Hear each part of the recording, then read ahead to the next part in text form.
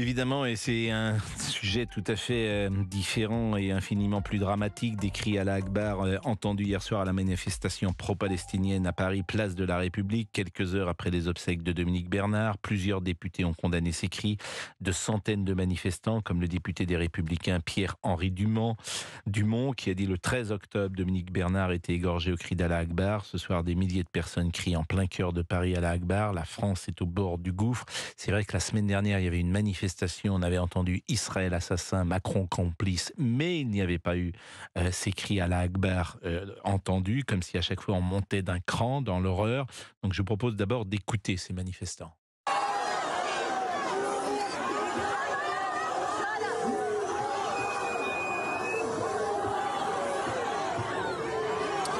Nicolas Dupont-Aignan, le président de Debout la France, était l'invité de Romain Desarbres ce matin sur Europe 1 et sur CNews. Si une manifestation trouble l'ordre public, elle doit être interdite avec fermeté. Interdite. Et là, il y a eu trouble ou pas à l'ordre public pour vous ? Si une manifestation ne trouble pas l'ordre public... Est-ce qu'il y a eu trouble à l'ordre public? La manifestation, je ne sais pas, on va voir. En tout cas, je suis révolté par les paroles, mais ce n'est pas en cassant le thermomètre que vous ferez tomber la fièvre. C'est en traitant la fièvre. On peut interdire toutes les manifestations, mais si derrière on ne traite pas, on n'expulse pas les fichiers S, combien de clandestins il y avait dans cette manifestation? Ce que je veux, si vous voulez, c'est qu'on revienne à l'essentiel. C'est pas 4000 gus à la République qui doivent faire la politique de la France. Pierre Habib, qui est député des Français de l'étranger, était invité également ce matin de CNews. Écoutons-le. Je vois aujourd'hui ces populations qui ont été élevées, bercées par la France. Aujourd'hui, on est en train de vomir la France. Pas un mot d'empathie pour un professeur qu'on a massacré à bout portant. On n'arrive pas aujourd'hui, après 3 ans, à nommer un lycée du nom de Samuel Paty. C'est une honte, c'est une humiliation pour la France. Jusqu'à quand ces gens, la France a tout fait pour l'intégration. La France a ouvert ses frontières, a donné de l'amour et elle récolte avec moi à quoi en retour? De la haine des Juifs, de la haine d'Israël, mais aussi de la haine de la France. Alors évidemment, il faut se méfier de généraliser, ça reste des mouvements sporadiques.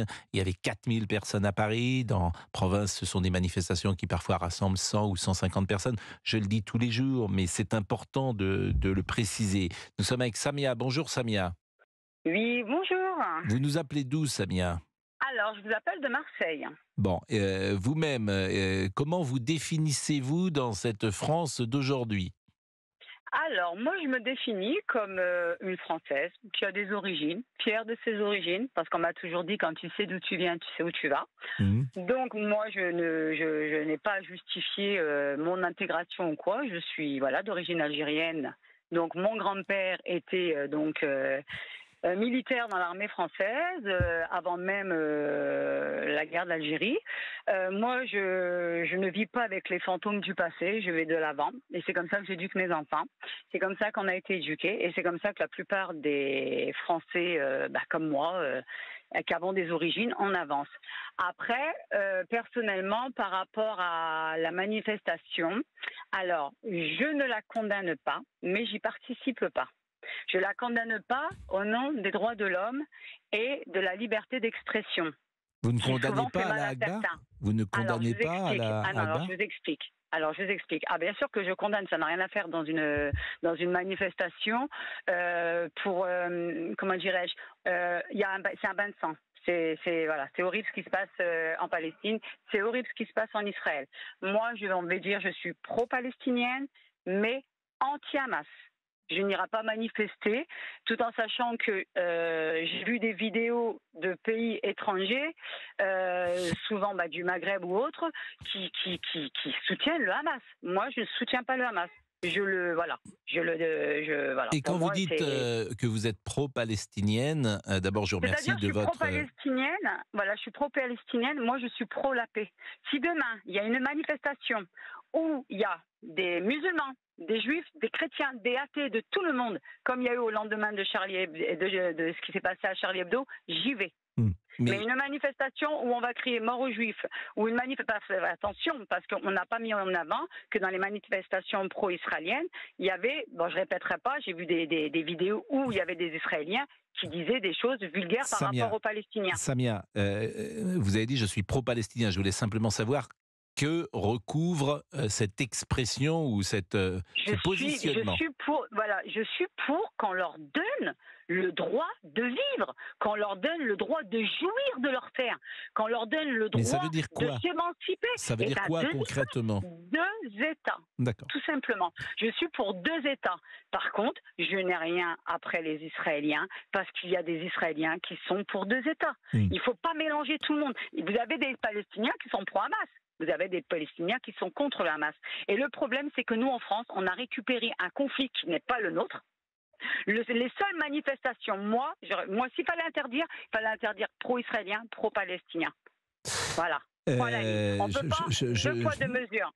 C'est pas quoi. Le problème, c'est que les manifestations pro-palestiniennes se transforment en manifestations pro-Hamas. C'est pour ça que c'est pas exactement la même chose. Je n'ai pas entendu à la manifestation l'autre jour qui regroupait les soutiens d'Israël les mêmes débordements que j'ai entendus hier dans cette manifestation pro-palestinienne. Donc, vous dites 2 poids 2 mesures. Ceux qui manifestent ne manifestent pas non plus pour les mêmes raisons, manifestement. Mais on va marquer une pause et je vais pouvoir encore continuer la discussion avec vous. À tout de suite. Et Samia est avec nous et je la remercie d'abord de sa sincérité. Elle nous dit qu'elle est un soutien de la Palestine, qu'elle souhaite 2 États, qu'elle est française et qu'elle n'irait évidemment pas dans une manifestation qui soutient le Hamas. Mais je voulais vous lire Florence Bergeau-Bacler, peut-être la connaissez-vous. Elle est chargée au CNRS depuis de nombreuses années de réfléchir sur ces questions et puis régulièrement elle publie des articles sur les frères musulmans, sur leur influence dans notre société. Et elle écrit ceci, et je voulais savoir ce que vous en pensiez. Pour le frérisme, dit-elle, devenu très influent, la solidarité avec la Palestine où se trouve un des lieux saints de l'islam est un devoir, sa libération est un commandement, en faire un objectif commun pour tous les musulmans revient à mettre en marche ce qu'on appelle l'Oumma, U2MA, l'Oumma. Les diasporas musulmanes ne réfléchissent pas aux origines et enjeux historiques et géopolitiques du conflit. Ils soutiennent les martyrs de Gaza. Ils veulent libérer la Palestine parce que pour trouver la paix, pense-t-il, les commandements de Dieu doivent être entendus. La prophétie doit s'accomplir.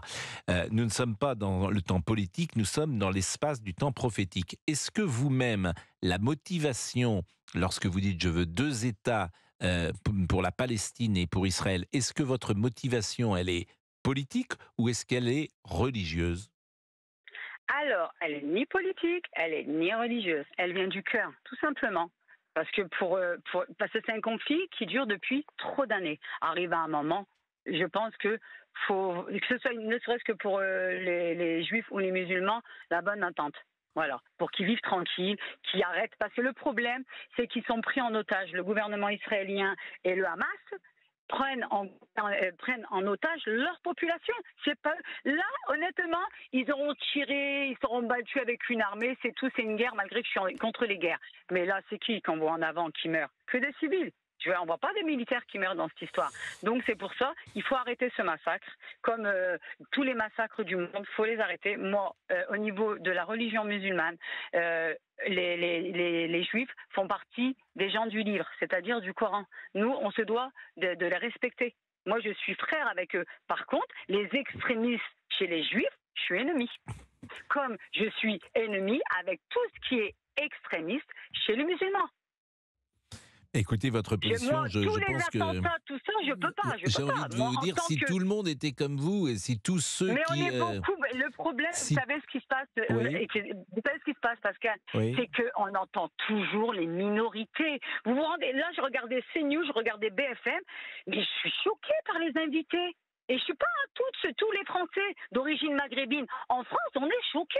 Vous ne vous rendez pas compte de l'impact. C'est en train de nourrir de la haine. Et vous avez des petites personnes dans les quartiers populaires ou d'autres, parce que vous avez des gens éduqués et non éduqués. Souvent, les gens éduqués, ils vont réfléchir. Ils vont chercher la vérité, ils vont chercher à savoir pourquoi, ils vont limite avoir plus de cœur. Mais ça, ça alimente la haine chez certaines personnes. Alors, on reproche souvent aux musulmans de ne pas prendre la parole comme vous le faites là à titre individuel, de ne pas se mobiliser pour faire entendre cette voix. Et cela, c'est peut-être une réalité. En ce moment, il n'y a qu'une personne, il n'y a qu'un français d'origine, et encore, qui peut être représentatif comme je vous ai toujours dit, des 80%, 90% de musulmans de France, parce qu'on est comme ça. Parce que les 10% là, qui sont à la télé, qu'on filme, qui vivent dans un autre monde, qui ne se considèrent pas français, ils ne sont pas nombreux. Bon, Samia, on marque une pause. On marque une pause et on se dira au revoir après la pause de 12 heures, parce que c'est vrai que votre discours est un peu une bouffée d'air frais, parce qu'on a envie d'entendre ce que vous dites et que chaque communauté religieuse puisse parler comme vous parlez d'ailleurs.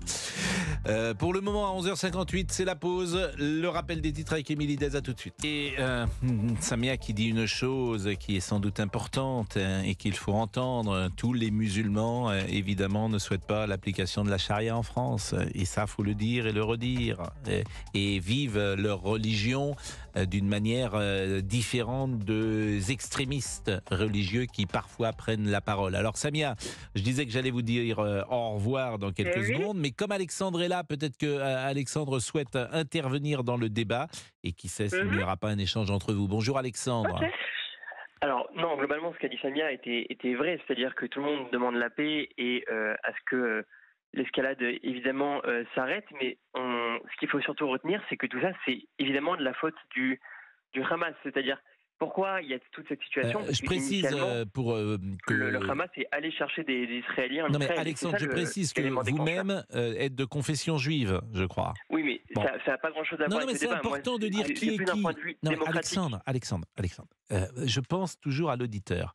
Donc l'auditeur, il a besoin de savoir d'où on parle, comme on disait jadis chez les marxistes. Donc vous avez quel âge, Alexandre ? J'ai 24 ans, mais honnêtement, il n'y a pas totalement de lien. Oui, mais c'est important de vous définir. Donc vous avez 24 ans, vous êtes étudiant ? Je suis étudiant, oui. Voilà, et donc maintenant vous pouvez effectivement exprimer votre avis, qu'on puisse vous placer, si j'ose dire. Mon avis, il est très simple. Juste pour revenir au fait que vous m'ayez défini en tant que juif, c'est pas du tout le problème de la religion. C'est, comme l'avait dit le président Macron, c'est un combat entre le terrorisme et la démocratie, ce qui se passe. Donc moi, je parle en tant que défenseur de la démocratie. Si des gens, comme les manifestations d'hier, manifestent pour les Gazaouis et pour leurs droits, ils ont totalement droit. Par contre, ce qu'on n'a pas entendu durant les manifestations d'hier, ce sont des slogans anti-Hamas qui, eux, auraient dû être entendus. Parce que pour moi, ne rien dire, ça revient à soutenir le Hamas. Et donc, pour revenir à ce que disait Samia plus tôt, quand elle dit que le gouvernement israélien prend également en otage les Gazaouis, ce n'est absolument pas vrai. C'est le Hamas qui prend d'une part en otage les Gazaouis, mais aussi qui détient encore les bébés, les adolescentes, les grands-parents, etc., qui sont encore à Gaza. Donc les Israéliens ne demandent juste qu'à faire descendre les Gazaouis, qui évidemment, et je suis d'accord avec Samia, n'ont rien fait sur ce point-là. Ils doivent juste totalement faire place libre pour que les Israéliens puissent aller chercher des otages et anéantir le Hamas. Bah écoutez, c'est votre analyse. Je ne sais pas si Samia, vous partagez ce que dit Alexandre. Alors, pas du tout. Et vous avez bien fait de préciser qu'il était d'origine israélite. Dieu merci, tout le monde n'est pas comme lui et pense comme lui. Bon, après, il y a l'âge, il est jeune. Mais il faut qu'il sache que le conflit ne date pas de ce mois-ci. Rien à voir. Non, mais c'est pas ça. Le conflit ne date pas de la semaine dernière. Le conflit date de 70 ans. C'est un conflit ancestral. Je ne remets pas ça en cause. Avant même que le Hamas existe, il y a eu le conflit. Le conflit était déjà avant la création du Hamas. On est totalement d'accord sur ça. Mais moi, je parle du débat initial. Est-ce que vous Comment ça a commencé tout ça? Ça a commencé parce qu'il y a des gens, il y a 10 jours, qui sont rentrés en Israël pour tuer des bébés, des mamans, des enfants qui n'avaient absolument rien à voir dans ce conflit. Je condamne. Mais est-ce que vous êtes d'accord avec les colons israéliens? Ce n'est absolument pas le débat aujourd'hui. Le débat, c'est il y a des Gazaouis. Vous pouvez répondre. J'ai répondu à tout, moi. J'ai répondu à tout. Répondez. Parce que il faut dire aussi que toute la... sur le débat aujourd'hui qui était à quoi sont les manifestations. Il ne faut pas intervenir, vous n'êtes pas pour la paix, jeune homme. Non mais Samia, il faut intervenir pour la paix. Ça n'a aucun rapport. Non mais c'est triste, on dirait que le conflit a éclaté la semaine dernière. Non mais Samia, comment vous voulez qu'on avance avec des discours comme ça? C'est lié au fait que des gens terroristes reconnus par l'ONU et par l'Union européenne... Non mais Samia, écoutez-vous... Israël a été condamné par l'Union européenne. Samia, écoutez-vous. Hier, en manifestation, on a entendu des gens condamner le Hamas. J'ai juste besoin d'entendre cette réponse. Oui ou non? Ah, vous voulez? Répondez déjà à la mienne alors. Vous êtes sérieux? Moi, je condamne le Hamas. Je condamne. Non, mais d'accord. Que je condamne les colons israéliens, les sionistes. Point à la ligne. On condamne quand même. Est-ce que d'accord. Ok, on part de ce principe-là. Est-ce que maintenant, vous êtes prête à reconnaître que ce qui se passe à Gaza, en ce moment même, donc là je ne parle pas de tout le conflit, évidemment, qui a une beaucoup plus grande ampleur, ce qui se passe en ce moment-là, est-ce que c'est lié à ce qu'ont fait les terroristes du Hamas il y a 10 jours, oui ou non? Lié à des conflits antérieurs, jeune homme. Ça n'a rien à voir. On peut pas dire ça a éclaté la semaine dernière. Vous êtes sérieux ou quoi? Non, je parle de la situation en ce moment même. Vous pouvez pas ignorer plus de 70 ans de conflit. Mais d'accord, mais là, c'est terrible quand même. Bon, excusez-moi, là on parle d'enfants de 2 ans qui sont en ce moment enfermés dans des caves. Non mais Samia, écoutez, moi je veux bien essayer de faire parler les gens les uns avec les autres, mais d'abord c'est insupportable pour les auditeurs, pardonnez-moi de le dire comme ça. Samia, et je veux dire, où vous écoutez ce que dit Alexandre, vous ne le laissez pas parler, Samia. Donc je ne peux pas vous dire autre chose, j'essaye d'être arbitre, vous ne le laissez pas terminer une phrase. Vous dites que parce qu'il a 24 ans, il n'a pas le droit de parler, parce qu'il est jeune, il n'a pas le droit de parler. Bon. Après, par définition, quand on n'est pas d'accord, on peut échanger, autrement on ferme l'antenne.